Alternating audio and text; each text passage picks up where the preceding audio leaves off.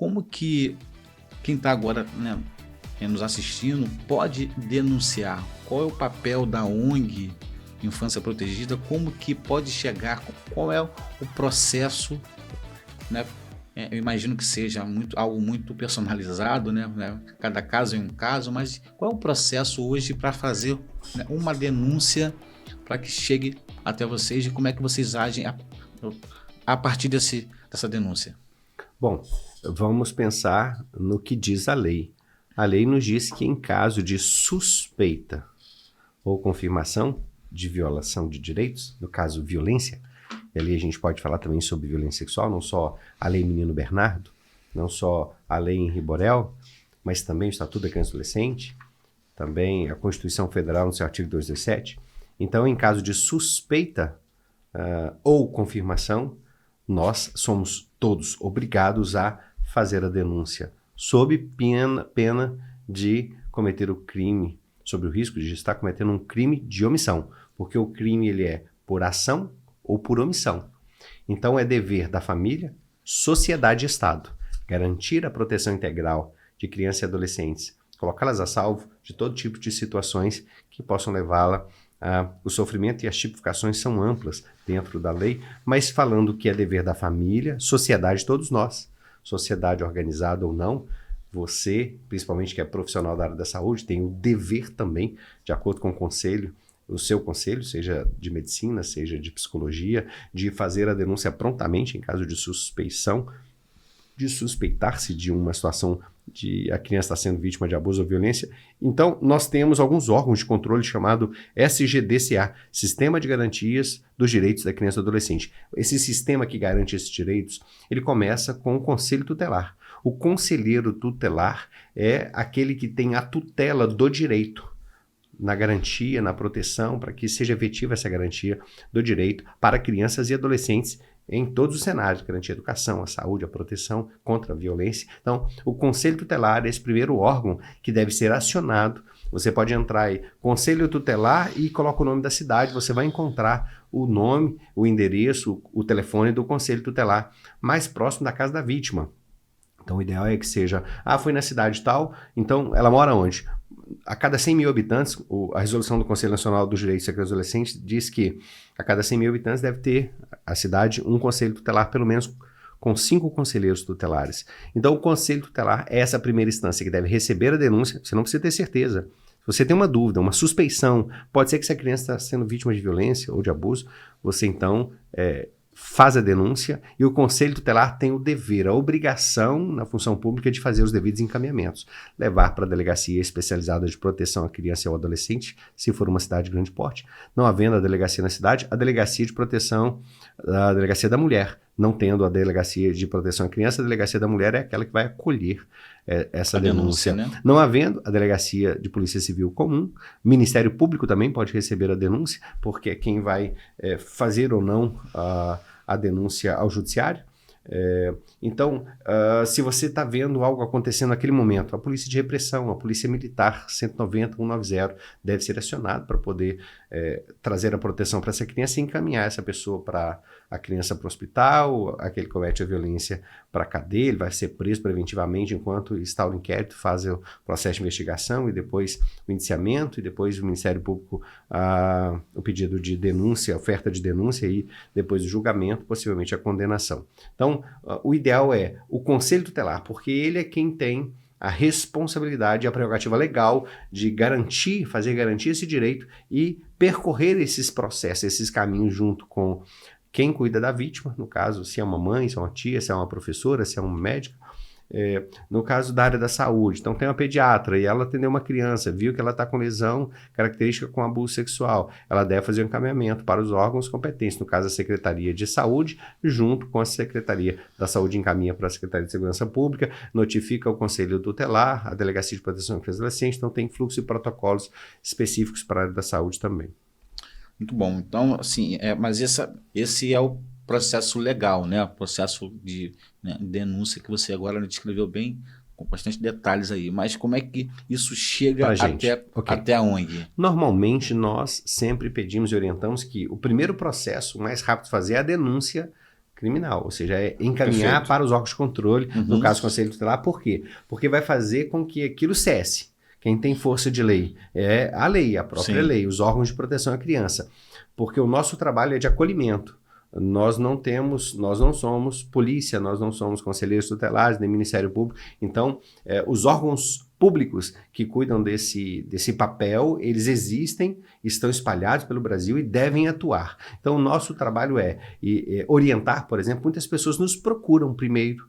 Olha, eu acho que está acontecendo isso, e aí quando chega a oferta, O que fazer, denúncia, né? minha Como filha fazer? falou isso aqui, aí nós temos uma psicóloga que pode fazer uma escuta especial. Hoje nós temos a lei da escuta especializada e depoimento especial em delegacia, mas uma escuta protetiva, onde em um espaço adequado, de uma forma adequada, nossos profissionais capacitados vão proporcionar um ambiente para que aquela criança se sinta acolhida, não influenciada nas suas respostas, e ela possa ter voz. Então a gente grava a fala, a gente grava o vídeo, e essa criança então ela vai contar o que está acontecendo, porque pode ser que ela não vá contar na delegacia, ela não vá contar no conselho tutelar, talvez ela quer contar ali para a psicóloga que ela já está em atendimento, ela confia, e ali ela narrou. Então nós gravamos isso e encaminhamos então para os órgãos de controle, no caso para a delegacia especializada, depois para o Ministério Público. A escola acontece isso também. A escola, a criança muda de comportamento, o professor percebeu, encaminha para a direção, e a diretoria deve sim proporcionar esse ambiente saudável, seguro, protegido, e deixar essa criança falar. E aí tem que gravar, porque pode ser que quando ela tomar conhecimento do que vai acontecer, o padrasto foi preso, aconteceu, foi ameaçada, a família está ameaçando que ela não podia fazer isso, pode ser que ela nunca mais vá falar. Então, assim que ela quiser falar, seja no consultório de psicologia, de pediatria, de ginecologia, na sala de aula, aquele que vai ouvir, é importante documentar, gravar e encaminhar. Não fica com arquivo, encaminha o arquivo para as autoridades competentes. E aí nós fazemos o acolhimento, atendimento, orientação às mães, atendimento psicológico. Muitas crianças vítimas de violência, ela tem baixo rendimento escolar, então nós temos reforço escolar na infância protegida, nós temos uma avaliação e tratamento psicopedagógico, encaminhamos para atendimento psiquiátrico, avaliação neurológica, mas principalmente o trabalho psicológico, para essa criança voltar de novo a ter uma vida com desenvolvimento de resiliência, com aquelas memórias ressignificadas, em condições de se tornar um adulto saudável, livre daqueles traumas. Então, é um processo terapêutico que vai levar muitos anos. Muito tempo, né? Washington, a gente aqui com o podcast, ele nasceu com um propósito de falarmos mesmo sobre cuidados com a saúde, prevenção, ao cuidado médico. Como eu falei aqui no início, a cultura nossa não está voltada para isso, é mais para o caso de urgência, emergência. Na sua opinião, qual é o papel da telemedicina na proteção desses abusos cometidos? Como a telemedicina pode contribuir para esses, na prevenção desses abusos contra crianças, adolescentes? Dá sua opinião sobre isso.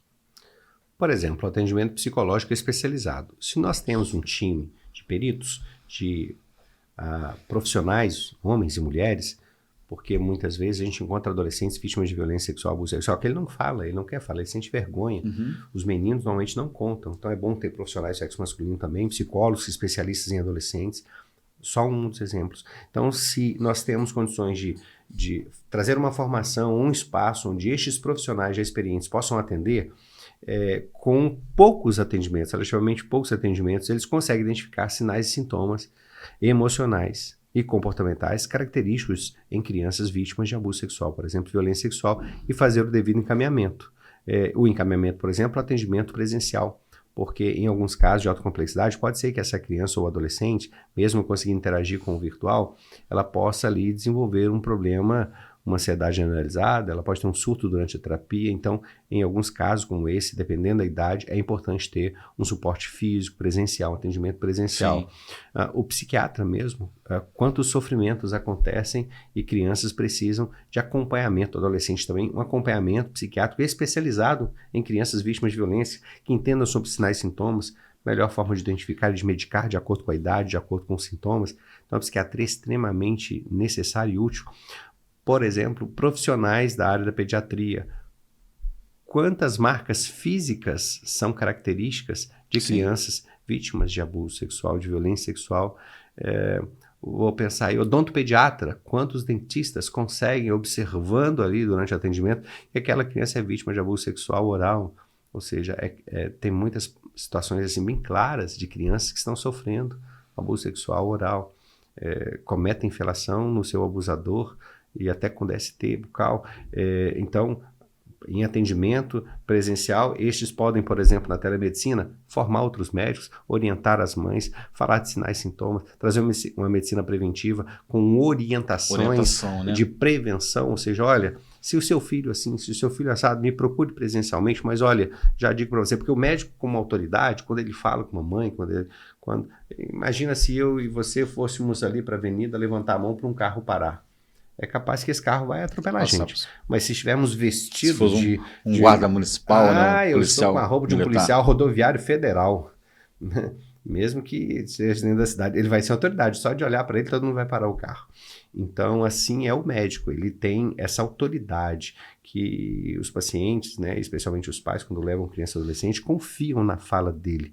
Dá muito trabalho. Muitos médicos não querem ter o trabalho de seguir os protocolos e fazer denúncia. Mas nós podemos incentivar outros profissionais da área da saúde a identificar e fazer os devidos encaminhamentos para as denúncias em caso de suspeita ou de confirmação de abuso sexual em criança e adolescente. Então você acha que a telemedicina ela pode contribuir então na prevenção e também, né, no combate a essas, né, atrocidades, né, que são feitas? Se eu tenho ginecologista que consegue orientar as mães em um diálogo e a mãe fala assim, minha filha, por exemplo, vou falar de um caso real, vários que eu atendi, mas lembrei de um aqui.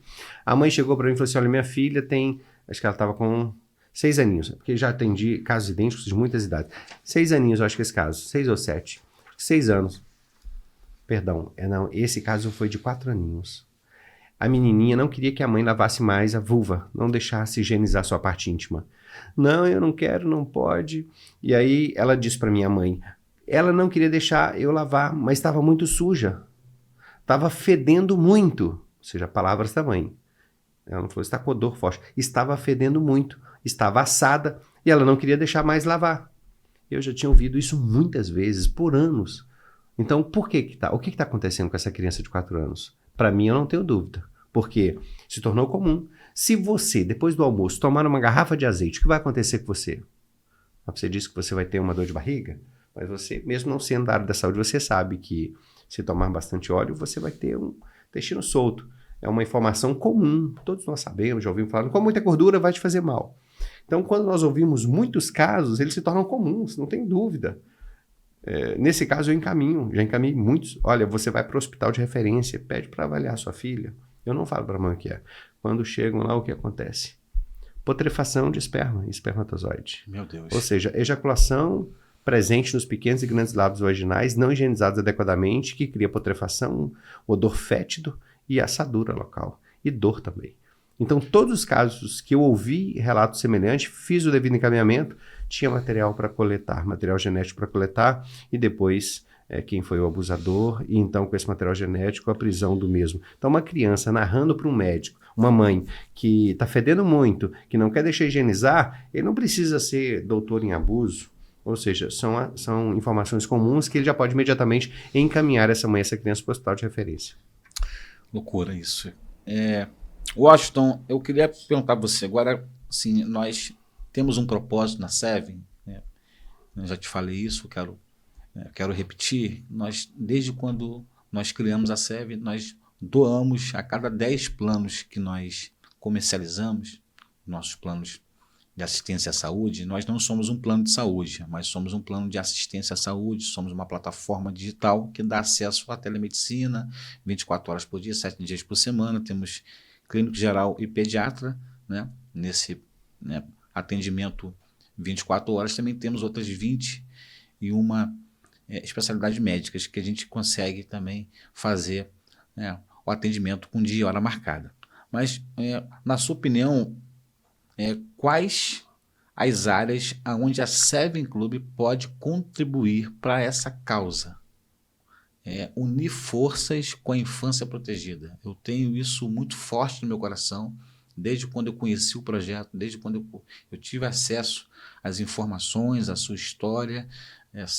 Tive com você também esse último final de semana e, né, ouvindo esses relatos, nós temos muita sinergia com o propósito da minha empresa, que, como eu falei, a cada 10 planos que nós vendemos, nós doamos um para quem não pode pagar. Então, eu quero saber de você, o que a Seven Club pode contribuir com a ONG Infância Protegida? Bom, eu acho que esse seria um caminho de médio e longo prazo, juntos, de mãos dadas, numa troca contínua, porque quando eu ouço você falar, eu quero muito que as pessoas conheçam a Seven Club. Olha, quando alguém também se sensibiliza com uma causa que tem sido a minha missão já nas últimas 2 décadas, eu quero que essa pessoa continue fazendo, continue bem, continue crescendo, continue atendendo quem pode pagar e doando para quem não pode pagar. Então as possibilidades são enormes. Por exemplo, talvez trazemos todos os nossos psicólogos para atender dentro da rede. E aí você já sabe, olha, além dos nossos que temos, todos os psicólogos da Rede Infância Protegida atendem também dentro da Seven Club. E aí isso referencia para que todos os psicólogos possam se capacitar. Quem sabe a Seven Club consegue ter uma linha de formação, de consultoria, assessoria e treinamentos, formação mesmo para a área médica. Ou seja, como trazer um curso para o pediatra sobre sinais e sintomas de violência sexual em crianças, para o odontopediatra, como formar psicólogos para que eles possam lidar com crianças vítimas de violência, além de atender, como incentivar outros a também vir para a Seven Club para trabalhar também com famílias e crianças vulneráveis e, de repente, olha, eu vou doar uma parte do meu tempo. Para cada X atendimentos, eu também vou atender voluntariamente aqueles que não podem pagar. E a gente fazer uma triagem e trazer essas crianças que não podem pagar da neuropediatria, das neurociências como todo, da psiquiatria infantil. Então tem muitas formas dentro da Seven Club que eu penso que nós podemos ir construindo possibilidades de um trabalho onde todos nós conseguimos nos ajudar.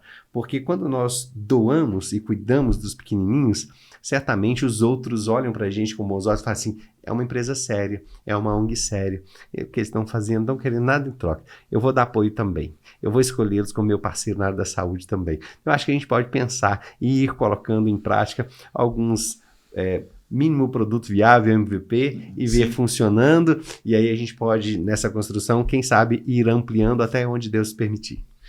E assim, vai ser uma honra poder participar, eu já me sinto parte, tá?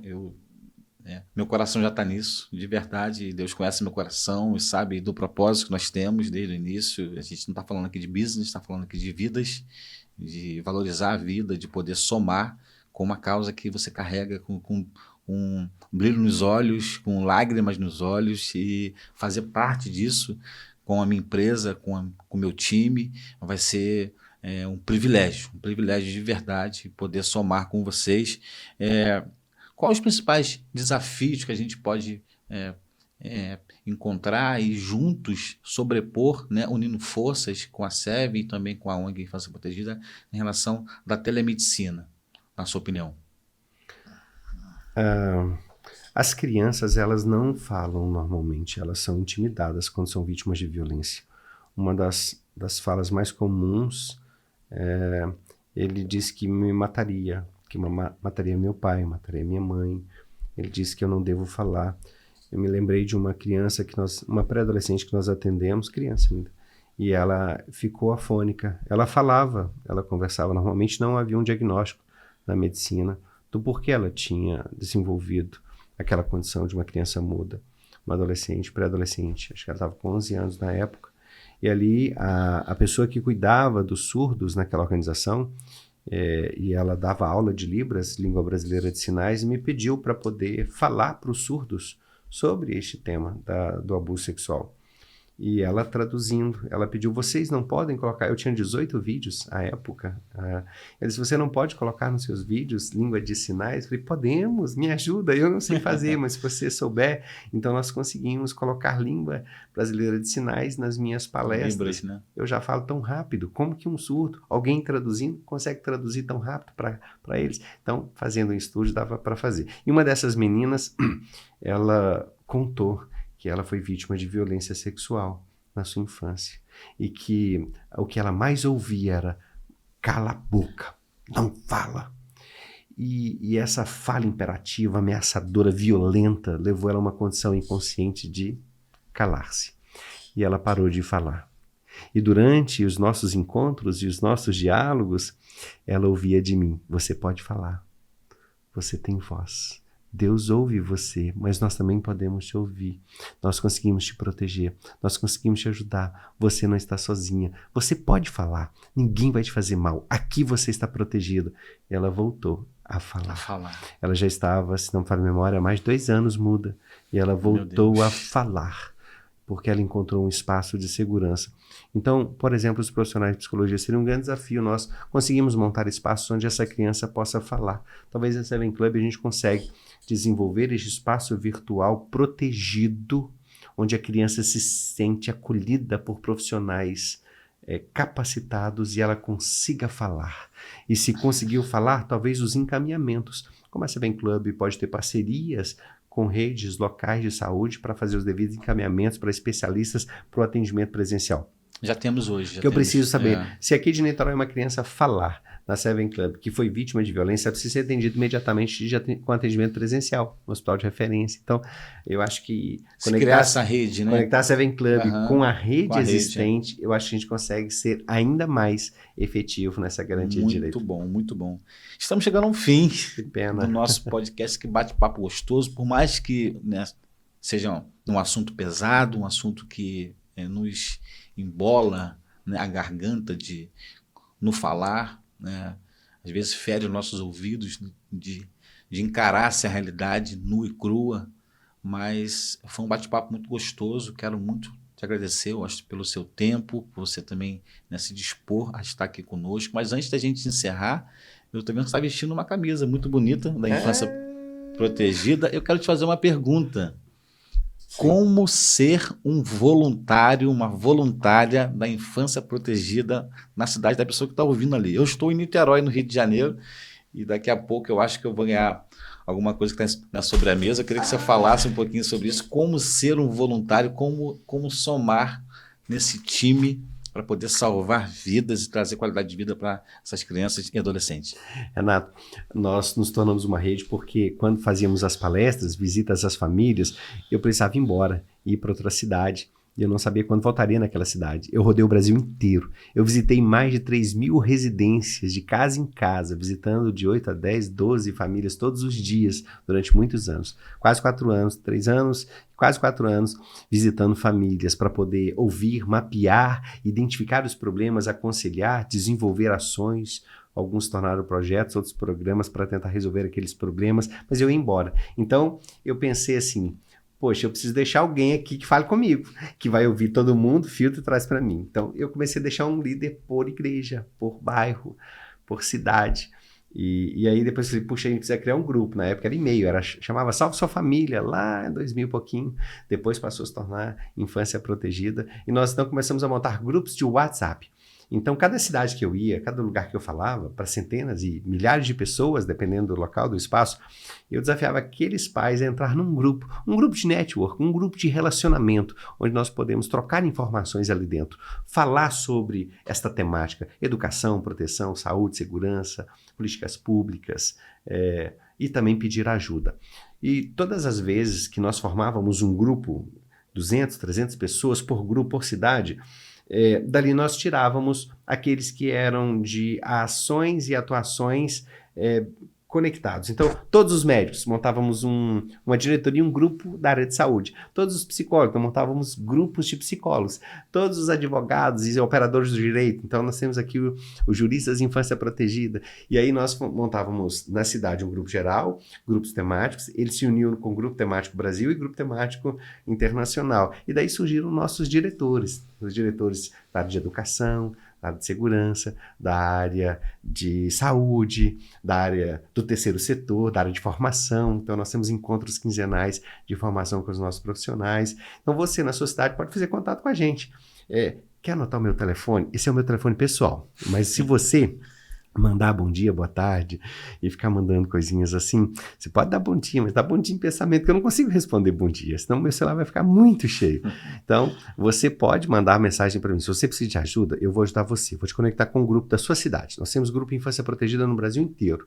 E alguém vai cuidar de você, vai ouvir você, identificar a sua demanda, orientar você e talvez te acolher, te atender também com os nossos profissionais. Vou dar um exemplo. Tinha uma criança cometendo suicídio numa região de um dos estados do sul. Ele tentou suicídio várias vezes. E ali colocaram na rede, vou até falar de onde foi, na rede de Blumenau. Nós tínhamos 232 voluntários na rede Infância Protegida de Blumenau. Esse ano eu estou lá em Blumenau de novo, mais uma conferência nossa lá. E aí então pediram socorro. Uma própria pessoa de saúde de Blumenau falou assim, peraí, tem o doutor fulano, psiquiatra, lá em Florianópolis. Ele consegue ajudar. Estava na capital. E a cidade que o garoto ia ser ajudado... Quase que eu falei. Era uma outra cidade a 1 hora e pouquinho de distância de Florianópolis. Esse psiquiatra foi acionado pelo um dos nossos colaboradores da Infância Protegida de Blumenau. Falou, eu vou lá cuidar dessa criança. O pai tinha separado da mãe, foi embora, esse menino entrou em depressão e queria se matar porque estava longe do pai com 9 anos de idade. E o hospital não tinha psiquiatra. E a rede pública local não contratou da rede privada. E ali houve uma falha do Conselho Tutelar, do Sistema de Garantia de Direitos, em obrigar a Secretaria de Saúde a contratar um profissional especializado em psiquiatria infantil para atender aquele menino, já aquele menino daquele cenário. Ele pegou uma faquinha de plástico, de serra, e serrou o pescoço, tentando cortar o pescoço. Ele queria morrer de qualquer jeito. Esse psiquiatra, e era um líder da Assembleia de Deus, ele disse, não, ele tinha acho que 90 e poucos mil seguidores, eu vou lá nessa cidade cuidar dele. Chegou lá, se apresentou no hospital e o hospital não deixou. Não, você não é credenciado na rede local de saúde, você não pode atender ele, não. E aí falaram para mim de novo, olha, a gente acionou o Blumenau, que acionou a Secretaria, conseguimos o psiquiatra, ele chegou lá na cidade e não deixaram atender. Aí nós acionamos os nossos juristas, os nossos advogados e especialistas. Temos juízes, promotores, embargadores, procuradores de república, de estado, que são consultores, e os advogados que atuam. E aí uma petição foi feita, despachada presencialmente com o juiz, liminar concedido, o hospital obrigado a deixar o psiquiatra atender o garoto, cuidou dele, nossos psicólogos foi cuidar da família, foi fazer contato com o pai, contato com a mãe. Então um programa de restauração de família foi implantado, esse homem voltou para casa, esse menino foi medicado, tratado com psicologia. Então uma rede formada, um grupo de WhatsApp, onde a pessoa fala assim, eu sei onde procurar ajuda. Eu sei quem pode ajudar. E a gente se conectando, conseguimos ajudar muito. Então, anota o meu celular, 31, lá de Belo Horizonte, TDD 31 UAI, 98793. Aí o podcast vai estar aí, né? O número, só você dar uma lidinha, 8793-6006. Então, você pode mandar uma mensagem para mim. Quero ser voluntário na Rede Infância Protegida, sou do lar, sou psicólogo, sou professor, coloca só o seu nome, a sua profissão ou o que você sabe fazer e qual cidade você é. E eu vou te enviar para você o seu contato para um dos nossos líderes em uma cidade, da sua cidade ou cidade vizinha, para que você possa fazer parte da Rede Infância Protegida e vai ser uma honra. E aí, quem sabe você vai vestir a camisa do Infância Protegida como o Renato, que vai ganhar aqui. Eu cheguei e falei assim, o Renato, ele precisa vestir a nossa camisa Infância Protegida, cuidar da criança e transformar o futuro em Infância Protegida Rio. Renato, para você vestir essa camisa. Obrigado, muito obrigado. Gratidão. E vamos juntos. Que honra poder receber das mãos do fundador, né, do diretor, presidente, né, internacional da Rede Infância Protegida. Muito obrigado. Com muita honra que eu vou vestir essa camisa, que eu vou doar também o meu tempo, vou doar tudo que eu tiver em mãos para poder somar com essa causa, como pessoa física e também como pessoa jurídica da minha empresa. Muito obrigado, me sinto muito honrado. E para a gente encerrar, eu queria que você deixasse uma mensagem para quem está te ouvindo, para quem está hoje nos ouvindo, da importância de apoiar a ONG Infância Protegida. Não sei se vocês recebem doações, se você quer deixar também aqui o número de uma conta, do Pix, como é que funciona isso? Quem está ouvindo aqui se sensibilizou com a mensagem e quer, né, às vezes não pode doar o tempo, mas pode doar aquilo que tem, né? Fazer um depósito, fazer um Pix para a conta. Você pode deixar uma mensagem? Eu saí de casa muito cedo para morar sozinho, passei fome na infância e foi uma infância com grandes desafios. Meu pai me ensinou a trabalhar muito. Eu confesso que Eu não sei receber assim direitinho, pedir e falar de dinheiro. A minha vida foi com muito trabalho e é sempre muito trabalho, é sempre doando. E eu não tenho uma conta, nunca pedi dinheiro assim. As pessoas às vezes ajudam a gente a fazer. Então, quando eu vou nas igrejas, nas empresas, nos lugares, perguntam quanto é. Eu falo, o preço da passagem. Eu vim para Niterói de ônibus, estou voltando amanhã de ônibus. Queriam comprar passagem de avião, eu disse, mas é caro. Então, usa esse recurso para a ONG Infância Protegida em Niterói. E indo de ônibus vai ficar mais econômico e a gente consegue ficar mais tempo, fazer mais. Então, tudo que puder fazer para economizar, para que o dinheiro chegue na ponta com criança, atenda criança, alimente criança, proteja criança, monte estrutura de acolhimento, pague um aluguel de uma sala onde o psicólogo possa atender, faz isso. Então, não manda dinheiro para mim, não. Se você quer ajudar de alguma forma, quem sabe a gente consegue juntos pagar uma partezinha, porque, por exemplo, profissionais de psicologia, no começo, todos eram voluntários. Mas imagina um homem, psicólogo, que estuda e trabalha, mas ele tem filho, tem casa, tem moradia, ele tem que pagar passagem, como é que ele vai viver se ele não tem nenhuma renda? Então a gente desenvolveu o CNPJ e a Clínica Infância Protegida como pessoa jurídica para que ele receba um pouquinho, R$10, R$5 cada atendimento, e ele consegue pagar o deslocamento, pagar a comida dele, estacionamento do carro, ele consegue pagar a moradia, cuidar dos filhos. Então, talvez o nosso trabalho, quem não pode pagar, não pague, é atendido. Mas quando a gente consegue pagar, então tem muitas formas de a gente fazer e conseguir com que a rede continue crescendo. Eu não consigo receber dinheiro, eu nunca recebi dinheiro. Mando... Não.